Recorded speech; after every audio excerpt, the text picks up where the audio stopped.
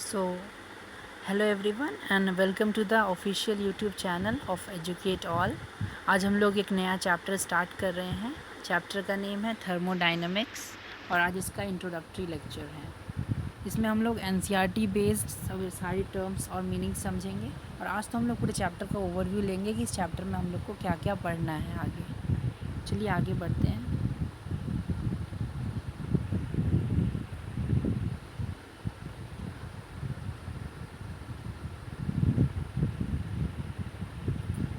तो अगर आपने हम लोग के चैनल को सब्सक्राइब नहीं किया तो सब्सक्राइब कर लीजिए और बगल में एक बेल आइकन है उसे प्रेस कर दीजिए, उससे आपको नोटिफिकेशंस मिलते रहेंगे।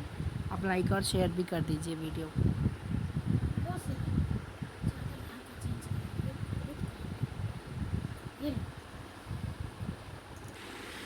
और एक बात, अगर आप चाहें तो हमारे ऑफिशियल टेलीग्राम चैनल जिसका आईडी है t.me/educatealloriginal इसे भी ज्वाइन कर सकते हैं। इसका लिंक डिस्क्रिप्शन में दे दूँगा, मैं वहाँ से भी आप ज्वाइन कर लीजिएगा। एक पब्लिक चैनल है टेलीग्राम ऐप पे और इस टेलीग्राम चैनल को आप ज्वाइन कर लीजिएगा for PDF and important updates. यहाँ पे आपको मैं लेक्चर के नोट्स के PDF भी प्रोवाइड कर दूँगा और कुछ मेरे एक्स्ट्रा नोट्स भी है मेरे पास, वो भी मैं यहाँ पे प्रोवाइड कर दूँगा और कुछ इम्पॉर्टेंट वीडियो से रिलेटेड अपडेट्स आपको मिल जाएंगे। तो स्टार्ट करते हैं। चैप्टर का नेम है हम लोग का थर्मोडायनेमिक्स। थर्मोडायनेमिक्स में हम लोग को क्या क्या पढ़ना है। इस चैप्टर को पढ़ने के बाद हम लोग क्या क्या समझ जाएंगे। सिस्टम और सराउंडिंग्स हम लोग समझेंगे। अब सिस्टम क्या होता है।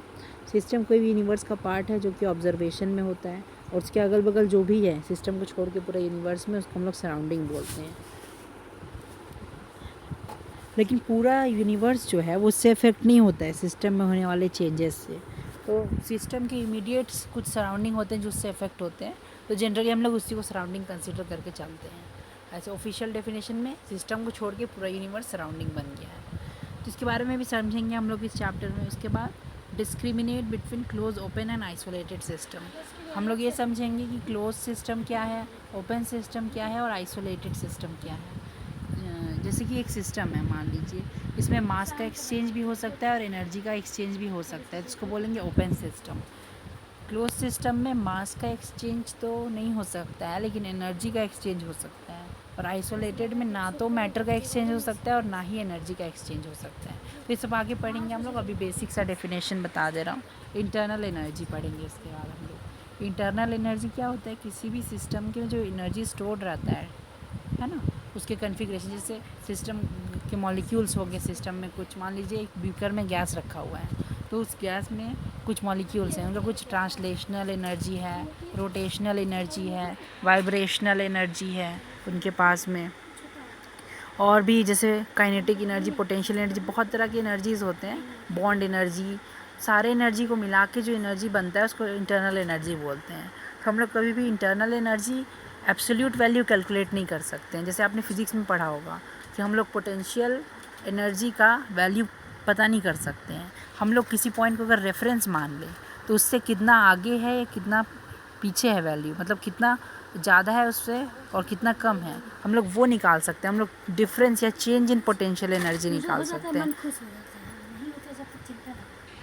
उसी तरह हम लोग difference in internal energy calculate कर सकते हैं। एब्सोल्यूट वैल्यू नहीं, डिफरेंस इसका कैलकुलेट किया जा सकता है। इसको हम लोग यू से डिनोट करते हैं, स्मॉल यू से डिनोट किया जाएगा इसको पूरे आपके चैप्टर में। फिर हम वर्क और हीट पढ़ेंगे। जैसे आप लोगों ने पढ़ा होगा फिज़िक्स में कि वर्क फोर्स इनटू डिस्प्लेसमेंट होता है। यहाँ पे हम लोग गैस के केस में किया हुआ वर्क समझेंगे, उसको प्रेशर वॉल्यूम वर्क बोलते हैं, जिसका एक्सप्रेशन होता है इंटीग्रल ऑफ PdV। ये सब भी हम लोग समझेंगे। डिटेल में हम लोग कवर करेंगे, वे बस एक ओवरव्यू दे रहे हैं इस चैप्टर में क्या क्या पढ़ना है। फिर हम लोग फर्स्ट लॉ ऑफ थर्मोडायनेमिक्स पढ़ेंगे और मैथमेटिकल एक्सप्रेशन पढ़ेंगे उसका। फिर हम लोग इसमें एनर्जी चेंजेस पढ़ेंगे और work calculation in chemical system. ये फर्स्ट लॉ ऑफ थर्मोडायनेमिक्स के मैथमेटिकल एक्सप्रेशन के बाद हम लोग पढ़ेंगे।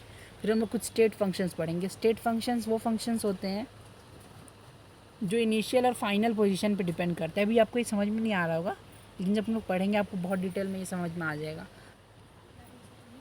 अभी सिर्फ आप नाम समझ लीजिए।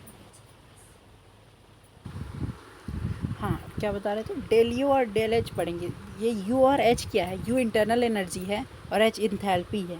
ये स्टेट फंक्शंस के एग्जांपल होते हैं। तो आपको स्टेट फंक्शन डिटेल में पढ़ाऊँगा, लेकिन अभी खाली नाम समझ लीजिए ये होता है। फिर हम लोग कोरिलेट मतलब रिलेशन पढ़ेंगे डेल्टा यू और डेल्टा एच का, मतलब चेंज इन इंटरनल एनर्जी और चेंज इन इंथैल्पी का रिलेशन पढ़ेंगे।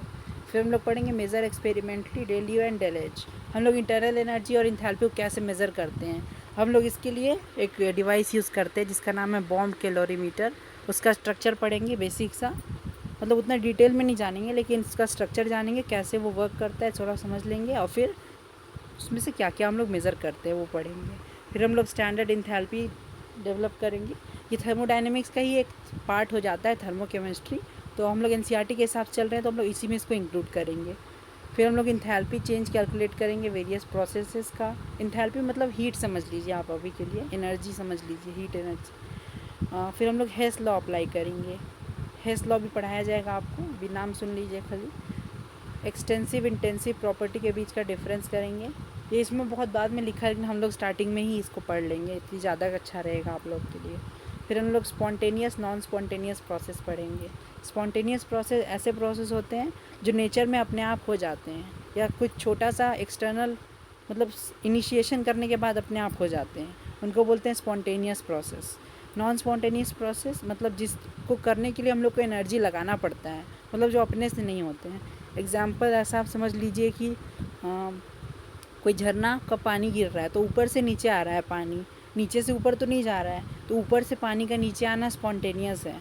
लेकिन नीचे से ऊपर ले जाना है तो हम लोग को वर्क करना पड़ेगा, पंप लगाना पड़ेगा या कुछ उसके ऊपर एक्सटर्नल वर्क करना पड़ेगा, जिससे कि वो नॉन स्पॉन्टेनियस प्रोसेस होने लगे। उसके लिए हम लोग को एनर्जी देना पड़ेगा, लेकिन स्पॉन्टेनियस प्रोसेस खुद से होते हैं। फिर हम लोग पढ़ेंगे इंट्रोपी। अब इंट्रोपी क्या होता है, इंट्रोपी एक स्टेट थर्मोडायनेमिक स्टेट फंक्शन है। ये मेज़र ऑफ रैंडमनेस है, ये बताता है कोई सिस्टम कितना रैंडम है। तो ये हम लोग को हेल्प करेगा सिस्टम का रैंडमनेस जानने में। ये थर्मोडायनेमिक स्टेट फंक्शन के तौर पे हम लोग इसको पढ़ेंगे। और सो स्पॉन्टेनिटी को कैसे हम लोग रैंडमनेस से जोड़ सकते हैं वो हम लोग देखेंगे। जैसे कि एक एग्जांपल अभी आप समझ लीजिए कि जैसे गैस मॉलिक्यूल्स है और सॉलिड मॉलिक्यूल्स है। सॉलिड में मॉलिक्यूल्स अरेंज रहते हैं, एक ऑर्डर में रहते हैं। सॉलिड में हम लोग बोलेंगे उसका एंट्रोपी कम है, मतलब उसका रैंडमनेस कम है। और गैस मॉलिक्यूल रैंडम होते हैं, जिगजैग ब्राउनियन मोशन करते रहते हैं हमेशा, तो बोलेंगे गैस का एंट्रोपी ज़्यादा है। मतलब एंट्रोपी मतलब एक तरह से रैंडमनेस का मेज़र है। उसके बाद हम लोग गिब्स एनर्जी चेंज पढ़ेंगे। ये भी बहुत इंपॉर्टेंट होता है स्पॉन्टेनिटी को जानने के लिए। जब तक इसको जी से डिनोट करते हैं और चेंज को डेल्टा जी से डिनोट करते हैं। किसी भी चीज़ में चेंज बताना है तो आगे डेल्टा लगा देंगे, मतलब चेंज हो रहा है। तो गिब्स फ्री एनर्जी चेंज को डेल्टा जी से डिनोट करते हैं हम लोग। और ये जब नेगेटिव होता है तभी प्रोसेस स्पॉन्टेनियस होता है। मतलब इस्टेब्लिश करेंगे रिलेशनशिप हम लोग डेल्टा जी और स्पॉन्टेनिटी के बीच में, और डेल्टा जी और इक्विलिब्रियम कांस्टेंट के बीच में। इक्विलिब्रियम कांस्टेंट इसके नेक्स्ट चैप्टर में आएगा, केमिकल इक्विलिब्रियम, लेकिन इस चैप्टर के लास्ट में थोड़ा सा मैं बता दूंगा इससे पहले, क्योंकि आपको फिर इसका रिलेशन ठीक से समझ में आ जाए। तो ये हम लोग का इस चैप्टर का ऑब्जेक्टिव है थर्मोडायनेमिक्स। ये एनसीईआरटी से मैंने लिया है। आगे चलते हैं हम लोग, थोड़ा सा हम लोग इसका इंट्रोडक्शन आज समझ लेते हैं। एनसीईआरटी से मैंने ये लाइंस लिया है, इससे आप लोग को डिटेल में अच्छा से समझ में आएगा। क्या बोल रहा है समझने का कोशिश कीजिएगा। Chemical energy stored by the molecules can be release during chemical reactions when a fuel like methane, cooking gas और कोल बर्न्स इन एयर। बोलना चाह रहा है कि अगर जैसे कि कुछ ईंधन होते हैं हम लोग के पास, मीथेन है, कोई कुकिंग गैस है या कोयला है, उसको हम लोग जैसे ही जलाते हैं हवा में, तो उसके बाद हम लोग को उसमें से हीट निकलता है। वो हीट कहाँ से आता है, वो हीट आता है मॉलिक्यूल के अंदर जो केमिकल एनर्जी स्टोर्ड होता है, उससे वो हीट रिलीज़ होता है। मतलब एनर्जी चेंज हो रहा है यहाँ पे, केमिकल एनर्जी हीट एनर्जी में चेंज हो रहा है। आप लोग बचपन में पढ़े होंगे, energy can never be created nor be destroyed, it can be converted from one form to another. यहाँ पे केमिकल एनर्जी हीट एनर्जी में कन्वर्ट हो रहा है। उसके बाद केमिकल एनर्जी से हम लोग मैकेनिकल वर्क भी कर सकते हैं। जैसे कि आपके मोटरसाइकिल होगा, कार होगा, व्हीकल्स आप लोग देखते हैं, उसमें क्या होता है, केमिकल एनर्जी होता है पेट्रोल में। वो क्या करते हैं, उसको हीट करते हैं तो वो बर्न हो जाता है। उसके बाद इलेक्ट्रिकल एनर्जी मिल जाता है हम लोग को, या फिर उससे पिस्टन चलने लगता है, उससे पहिया घूमने लगता है, तो मैकेनिकल एनर्जी मिल गया। घड़ी होगा आप लोग के घर में, उसके पीछे में बैटरी लगता है, बैटरी लगा देते हैं तो फिर वो चलने लगता है। मतलब इलेक्ट्रिकल एनर्जी भी केमिकल एनर्जी से हम लोग को मिल सकता है ना। Dry cell, galvanic cell. Dry cell वही जो बैटरी होता है ना, उसको ड्राई सेल बोलते हैं। गैल्वेनिक सेल हम लोग क्लास 12 में एक चैप्टर है इलेक्ट्रोकेमिस्ट्री, उसमें अच्छा से पढ़ेंगे, नाम जान लीजिए बस। 10 various forms of energy are interrelated. सारे मतलब बहुत सारे फॉर्म्स ऑफ एनर्जी आपस में जुड़े हुए हैं। एंड अंडर सर्टेन कंडीशंस, कुछ कंडीशंस लगाने पे एक फॉर्म से दूसरे फॉर्म में चेंज हो सकते हैं। इसी एनर्जी ट्रांसफॉर्मेशन का स्टडी जो करते हैं हम लोग, वही थर्मोडायनेमिक्स कहलाता है। थर्मोडायनेमिक्स का मीनिंग बता देता हूँ मैं। थर्मो मतलब हीट होता है, थर्मो मतलब हीट होता है, और डायनामिक्स मतलब मोशन होता है। आप लोग पढ़ेंगे ना काइनेमेटिक्स, डायनामिक्स, है ना। डायनामिक्स मतलब मोशन। तो हम लोग हीट के स्टडी करते हैं, हीट के मोशन का स्टडी करते हैं इस चैप्टर में, तो इसलिए उसको थर्मोडायनेमिक्स बोलते हैं। उसके बाद बहुत इंपॉर्टेंट एक पॉइंट है कि लॉ ऑफ थर्मोडायनेमिक्स हमेशा मैक्रोस्कोपिक सिस्टम पे लगाया जा सकता है, ना कि माइक्रोस्कोपिक सिस्टम में। मैक्रोस्कोपिक सिस्टम वैसा सिस्टम होता है जिसमें ज़्यादा नंबर ऑफ़ मॉलिक्यूल्स होते हैं, रैदर देन माइक्रोस्कोपिक जिसमें बहुत कम नंबर ऑफ़ मॉलिक्यूल्स होते हैं। जैसे कि आपको प्रेशर, एक क्वांटिटी बताता हूँ मैं, प्रेशर। तो प्रेशर कभी भी एक गैस मॉलिक्यूल का नहीं नापते हम लोग। जैसे एक ग्रुप ऑफ गैस मॉलिक्यूल्स हैं भरे हुए एक, मान लीजिए बीकर में, और हम लोग उस गैस का प्रेशर नाप रहे हैं, तो प्रेशर हम लोग उस ग्रुप ऑफ गैस मॉलिक्यूल्स का नापते हैं, मतलब लार्ज नंबर ऑफ़ मॉलिक्यूल्स का नापते हैं, मैक्रोस्कोपिक सिस्टम का नापते हैं। तो थर्मोडायनेमिक्स का जो हम लोग इस चैप्टर में जो भी सिस्टम पढ़ेंगे वो मैक्रोस्कोपिक होना चाहिए, माइक्रोस्कोपिक नहीं, मतलब थोड़ा उसमें लार्ज नंबर ऑफ़ मॉलिक्यूल्स होना चाहिए। थर्मोडायनेमिक्स इससे भी कोई ये नहीं रखता है कि कोई रिएक्शन कैसे हो रहा है और किस रेट पे हो रहा है। थर्मोडायनेमिक्स का ये मतलब नहीं है। थर्मोडायनेमिक्स मतलब है क्या, थर्मोडायनेमिक्स का ये मतलब है, ये मतलब नहीं है कि क्या किस रेट पे हो रहा है और कैसे हो रहा है, लेकिन ये इसका बेसिस क्या है, इनिशियल और फाइनल स्टेट सिस्टम का कैसा है, मतलब कोई रिएक्शन किस रेट पे हो रहा है। ये तो हम लोग अभी नहीं ये हम लोग का 12th का चैप्टर है केमिकल काइनेटिक्स, उसमें पढ़ेंगे हम लोग कोई भी केमिकल रिएक्शन किस रेट में हो रहा है। थर्मोडायनेमिक्स का basic concepts feasibility of chemical reaction के ऊपर, कोई रिएक्शन होगा कि नहीं होगा, उसके बेसिस पे हम लोग यहाँ पे बात करते हैं। और थर्मोडायनेमिक्स किस रेट पे हो रहा है इसका ये इससे मतलब नहीं रखता है, लेकिन ये इनिशियल फाइनल स्टेट पे मतलब रखता है, और मैक्रोस्कोपिक सिस्टम में हम लोग लगा सकते हैं लॉज ऑफ थर्मोडायनेमिक्स। ठीक है, आप लोग को ये समझ में आ गया होगा। चलिए अब आगे चलते हैं हम लोग।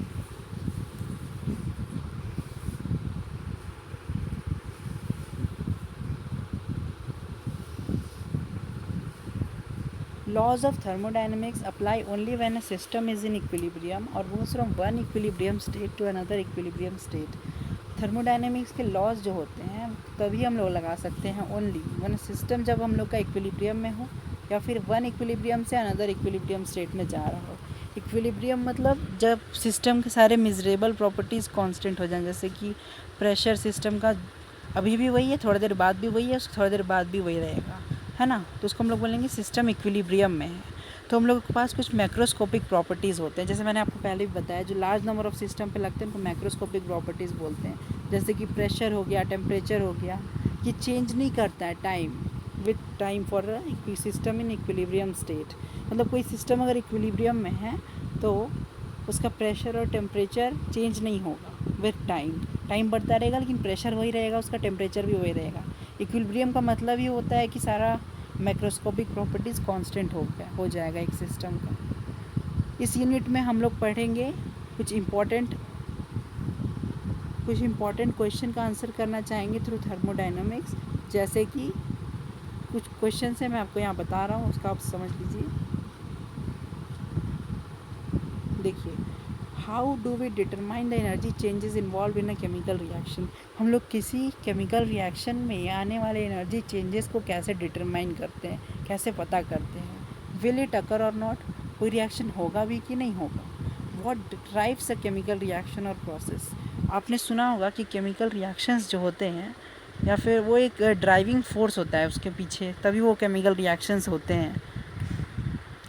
जैसे कि कोई रिएक्शन में रिएक्टेंट प्रोडक्ट में कन्वर्ट हो रहा है, तो प्रोडक्ट ज़्यादा स्टेबल होगा तभी रिएक्टेंट प्रोडक्ट में कन्वर्ट हो रहा है, मतलब प्रोडक्ट का ज़्यादा स्टेबल होना ही रिएक्शन को ड्राइव कर रहा है।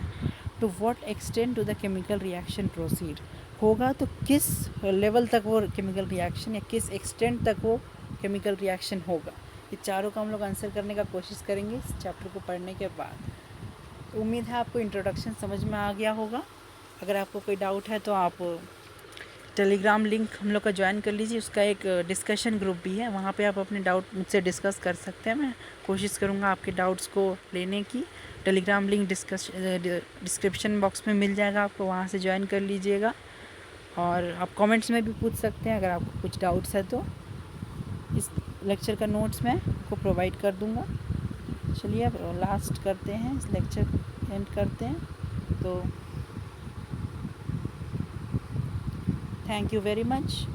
आप इस चैनल को सब्सक्राइब नहीं किया है, सब्सक्राइब कर लीजिए, लाइक और शेयर कर दीजिए हम लोग के चैनल को। और इस वीडियो को PDF आपको मिल जाएगा, आप डाउनलोड भी कर सकते हैं टेलीग्राम चैनल पे। आप टेलीग्राम चैनल का लिंक नीचे दिया हुआ है डिस्क्रिप्शन में। अगर आप टेलीग्राम नहीं यूज़ कर सकते हैं तो हम लोग का एक वेबसाइट भी है, वहाँ पे स्टडी मटेरियल्स का एक सेक्शन होगा, वहाँ से आप इसके नोट्स भी डाउनलोड कर सकते हैं अगर आप चाहें तो। So thank you very much. आगे मिलते हैं हम लोग, इस चैप्टर के आगे स्टार्ट करेंगे। आज तो सिर्फ इंट्रोडक्टरी लेक्चर था, मैंने आपको बता दिया। सो चलिए फिर नेक्स्ट वीडियो में मिलते हैं हम लोग।